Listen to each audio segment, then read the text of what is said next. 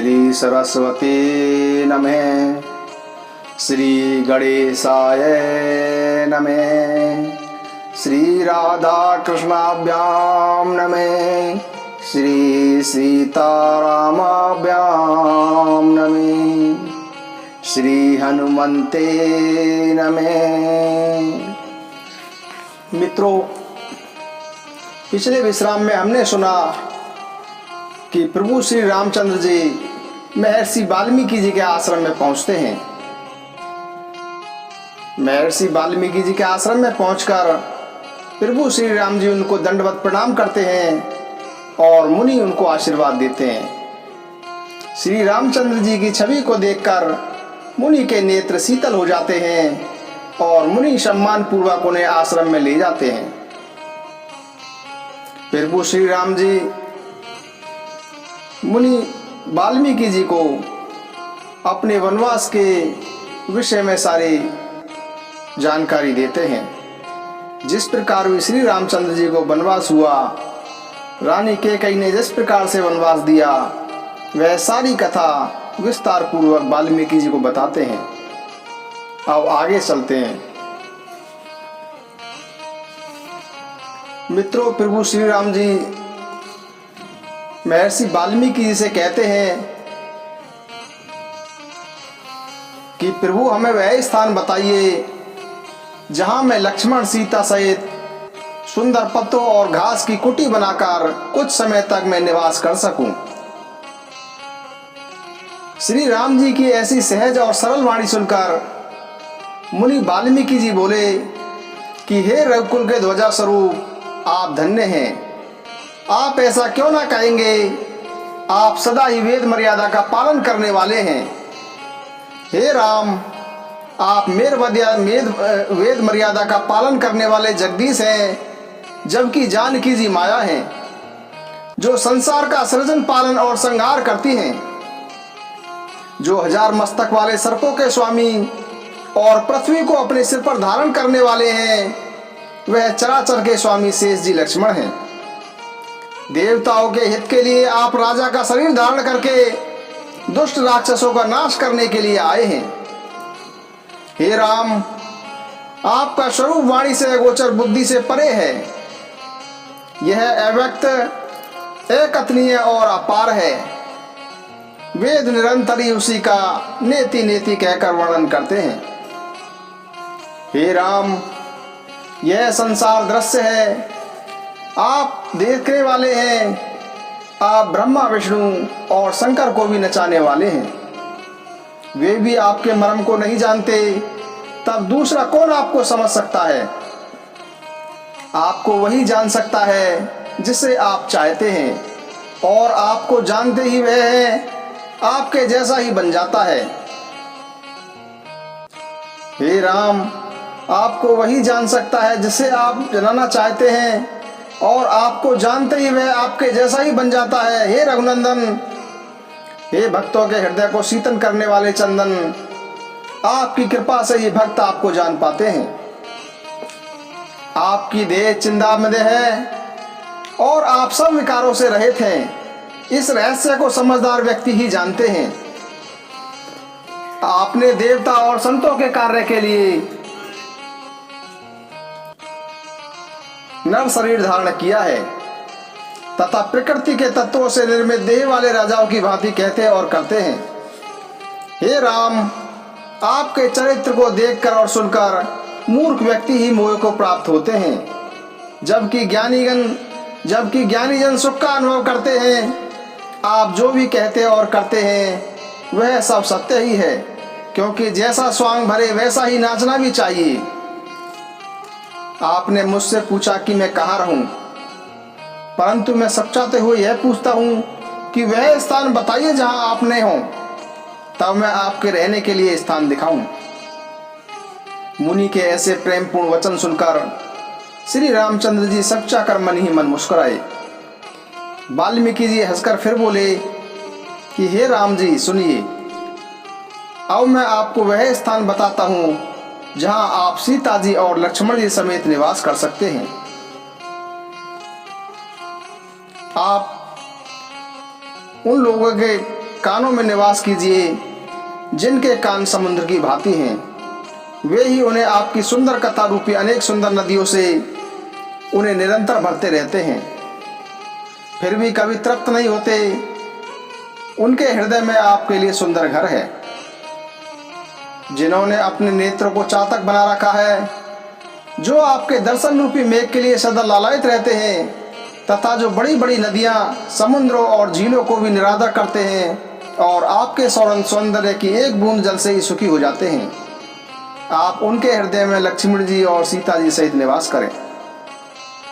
आपके यश रूपी निर्मल सरोवर में जिसकी जीव हंसनी बनी हुई आपके गुण रूपी मोतियों को चुगती रहती है, आप उसके हृदय में निवास करें। जिसकी नासिका आपके पवित्र और सुगंधित सुंदर प्रसाद को नित्य आदर पूर्वक सूंघती है, और जो आपको अर्पण करने के बाद भोजन ग्रहण करते हैं और आपके प्रसाद रूपी वस्त्राभूषण धारण करते हैं, जिनके मस्तक देवता, गुरु और ब्राह्मणों को देखकर अत्यंत नम्रता पूर्वक और प्रेम सहित झुक जाते हैं, जिनके हाथ नित्य आपके चरणों की पूजा करते हैं, तथा जिनके हृदय में आपका ही भरोसा है, तथा जिनके चरण आपके तीर्थों में जाते हैं, हे राम जी, आप उनके मन में निवास कीजिए। जो नित्य आपके मंत्र जाप को जपते हैं और परिवार सहित आपकी पूजा करते हैं, जो अनेक प्रकार से तर्पण और यज्ञ करते हैं, तथा ब्राह्मणों को भोजन कराकर दान देते हैं, तथा जो गुरु को हृदय में आपसे भी बड़ा जानकर सब प्रकार से सम्मान सहित उनकी सेवा करते हैं, और वे सब कर्म करके भी एकमात्र यही फल मांगते हैं कि श्री रामचंद्र जी के चरणों में हमारी प्रीति रहे। उन लोगों के मन रूपी मंदिरों में सीता जी और आप दोनों निवास कीजिए। जिनके मन में काम, क्रोध, मद, अभिमान और मोह, लोभ, राग, द्वेष, कपट, दंभ और माया नहीं है, हे श्री राम, आप उनके हृदय में निवास कीजिए।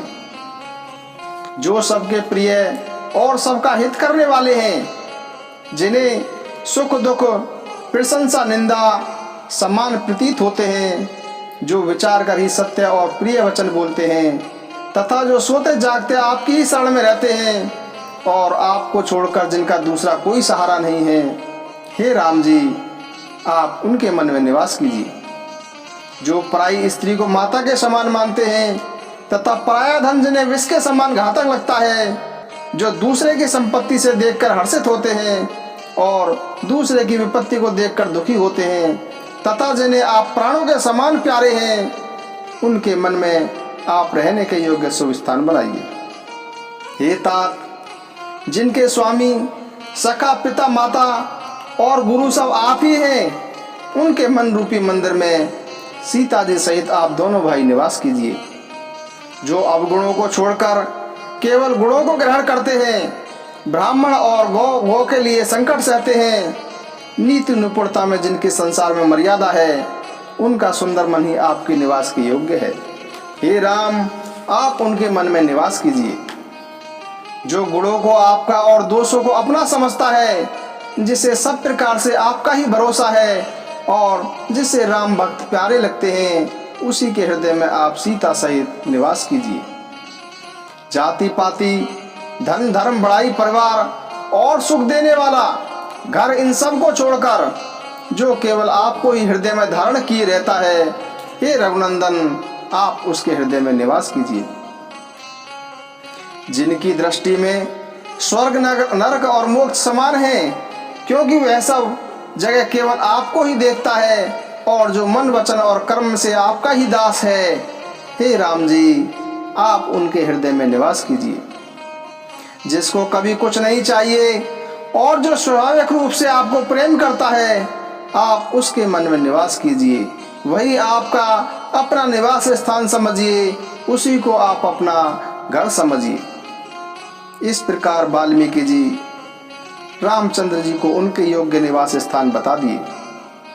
उनके प्रेम पूर्ण वचन श्री राम जी को बहुत ही अच्छे लगे।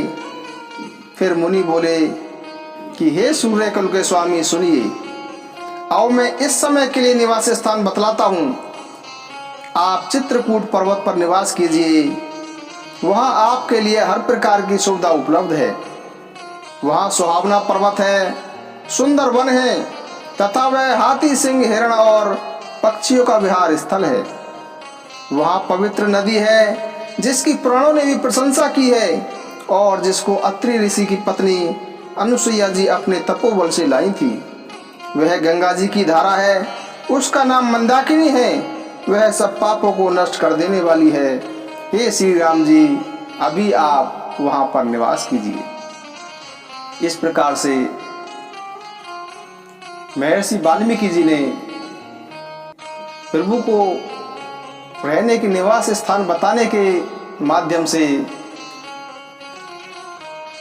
लोगों को भगवान की भक्ति के मार्ग बताए, जिससे लोग भक्ति पर आगे बढ़ें और प्रभु को अपने हृदय में धारण करें।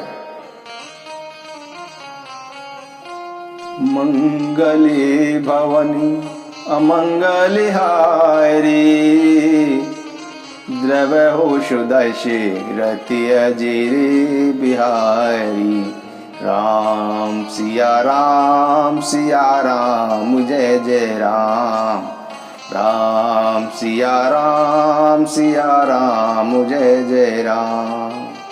श्री राम जय जय राम। श्री राम जय जय राम। श्री राम जय जय राम। कौशल्या के प्यारे राम, दशरथ नंद दुलारे राम। श्री राम जय जय राम। श्री राम जय जय राम। जय श्री राम मित्रों, जय श्री राम।